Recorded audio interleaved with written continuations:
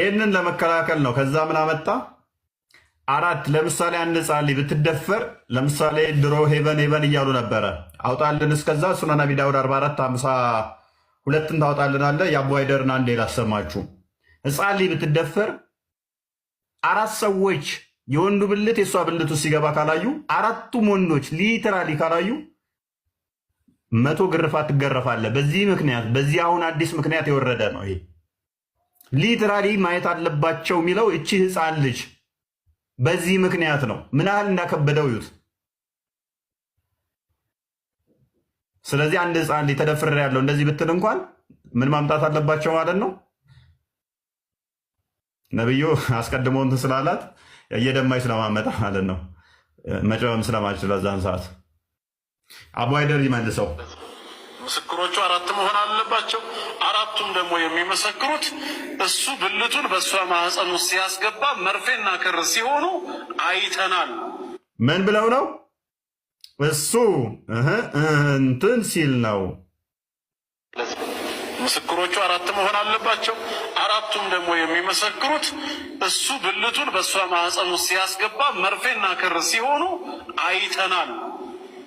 እዚህ ላይ እንግዲህ ከፍተኛ ጥንቃቄ ማድረግ ያስፈልጋል። ዛሬ ሸሪዓ በሌለበት የጣዖት ሕግና ስርዓት በነገሰበት ሀገር ላይ ብንተዳደርም እንግዲህ የጣዖት ስርዓት የሚለው የኢትዮጵያን ህገ መንግስት ነው። አራት ሰዎች እንዲህ ብልቷ ውስጥ ሲገባ ካልመሰከሩ የታሰሩት በሙሉ ነፃ ናቸው። ይሄን የሸሪዓ ህግ ባንተዳደርም በጣዖት ስርዓት ህግ ብንተዳደርም ማለት ነው። እንደው ስታስቡት አሁን ደፈሩ ተብለው የታሰሩ ማንኛው ፍርድ ቤት እንትን የሚል ይመስላችኋል? ማንኛው አራት ወንድ እንደዚህ ሲገባ እግሯ መሃል ቢገባ እግሮቹ መሃል ብገባ ቢተቃቀፉ ረሃቁት ቢሆኑ አንሶላስ ቢገቡ ዝሙት አይደለም። ሊትራሊ እንደዚህ ወሲብ እያደረጉ ሶስቱ አይተው አንደኛው ካላየ አንደኛው እንዲህ እንትን ሲሉ ካየ አይሞላም። ካሜራ ቢያነሳ አይሆንም። ቪዲዮ ካሜራው ይኸው እያየው እኮ ነው፣ እያደረጉ ነው፣ አይቻልም። ፎቶዋ ብታነሳ አይቻልም። ምክንያቱም ክልክል ነው በሸሪያው። ይሄንን ቅዱስ ህግ አድርጎ የምንተዳደርበት ደግሞ አጋንንታዊ ህግ ይልሃል። ከዛ ሸሪዓን ህግ ይናፍቅልሃል። ግላችን ግን የምንፈጽመው ወንጀል አለ። ሴትን ይዞ ስለሄደ ብቻ በዚህ ተግባር ወንድምን መጠርጠር ከመነሻዎች ሴት አጅነብይ ነች ወይስ እሱ መህረሟ ሊሆን የሚችል ነው? ምንም የምናጣራው ነገር የለም። ትላንት ከሆነች ሴት ጋር ስላላየ ነው ብቻ ዛሬ ከሆነ ሴት ጋር የታየን ሁሉ በዚህ ተግባር መጠርጠሩ አላህ ዘንድ ያስጠይቀናል። አንደኛ ምንም እርግጠኞች አይደለንም እሱ መህረሟ ይሁን አይሁን፣ ያን አላጣራንም። ሁለተኛ ይህንን እንድንከታተል ታዘናል። ምንስ አገባንና ነው? ደግሞ አጅነቢ ሆና እስከተገኘችስ ከሱ ጋር አብራ ስለታየች ወይ ስለሄደች ወይ ካፌ ቁጭ ስላለች የግድ ያ ነገር ተፈጽሟል ማለት ነው? አይደለም። ይሄን ላየ ሰው ይቅርና ቤርጎ ይዟት እንኳን ሲገባ ቢያያት በፍጹም ዚና ሰርተዋል ብሎ መመስከር አይችልም። እንደ ሸሪዓው ራሱ 80 ግርፋት ነው የሚገረፈው። አይደለም ቤርጎ ሲገባ ለምን በመስኮት ሄዶ አይመለከትም? አንድ አንሶላ ውስጥ እንኳን ራሱ ቢያያቸው በብልድ ልብስ ስር እንኳን ቢሆኑ ሰርተዋል ማለት አይችልም። በአይኑ መርፌና ክር ሆኖ እስካላየ ሰው ጠማማ ነው እና ምን ሊያደርግ መለስ ይችላል? ሀታ በዛም እንኳ ይሁን እሺ ብልቱ አልሰራም አለው። እዛ ደረጃ ደርሶ ጉዳዩ አልተሳካም። ምንድነው ያንተ ምስክርነት?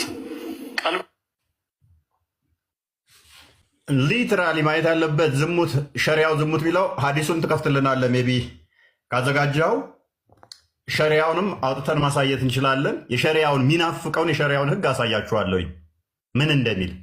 ሴቶች አይመሰክሩም። ሴቶችዬ እንዴት ናችሁ? ሰላም ናችሁ? ዘገምተኛ ናችሁ ስላለ ነብዩ እንደ ኬዝ ኦፍ ፎርኒኬሽን ለምስክርነት አበቁ። ብቻችሁን አለው እንዳትሆኑ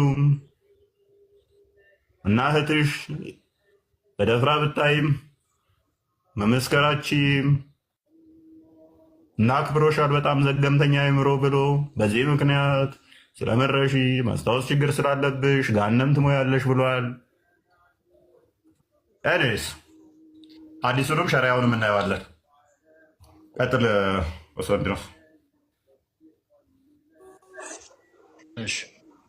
Jabir bin Abdullah said, the Jews brought a man and a woman of them who had committed fornication. አይሁዶች ወንድና ሴት የሆኑ ዝሙት የሰሩ ሰዎች ይዘው መጡ። and he said bring me two learned men. So they brought the two sons of Syria. ሁለት ወንዶች አመጡ ከሱሪያ።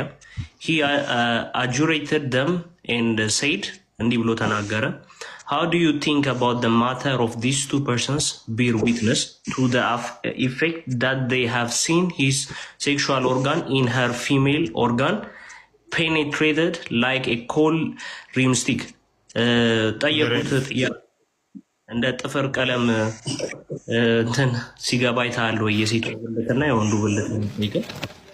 when in close its case they will be stoned 2 days. እንደዚህ ከሆነ በድንጋይ ተወግረው እንደሚገደሉ ተናገረ። they replied our rule has gone so we disapproved of killing. ህጋችን እንትን ብሏል ግድያንም እንትን ብለናል አለ። ከዛ the messenger of Allah ያላ መልእክተኛ then called for witness አራት ምስክሮች ጠራ። they brought for witness አራት ምስክሮችን ጠርቶ አራት ምስክሮች አመጡ who testified that they had seen his sexual organ penetrated in her female organ like a cold rim stick when enclosed in its case. አራት ሰዎች አራት ምስክሮችን መጥተው የሴቷ ብልት ከወንዱ ብልት ጋር ልክ እንደ ጠፍር ቀለም ሲገናኝ ያዩትን አየ። ከዛ the prophet then gave orders for stoning them. ከዛ ነብዩ ለመወገር ፍርዱን ሰጠ። ለአቅመ ግራ ደረሱ። እንደ ጥፍር ቀለም ኬት አምጥታ ነው ምሳሌ በወዝነ ትመስለዋለህ። ጠፍር ቀለምን ትቀባለህ እንዴ? ጠፍር ነስረዲን ይሄ ጤናማ ነው ብለህ ታምናለህ?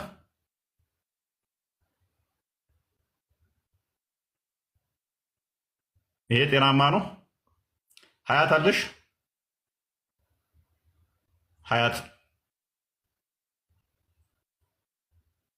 ተመለሽ። ኔትወርክ ይዟታል ወይስ ስልክ ገብቶባታል? ይሄ ሊተራሊ አጋንንታዊ ነው ብለን ነው የምናምነው እኛ። ይሄ ጤናማ አይደለም። ይሄ ሴጣናዊ ነው። እስቲ ድፈሩና እናንተም እንደዚህ በሉ።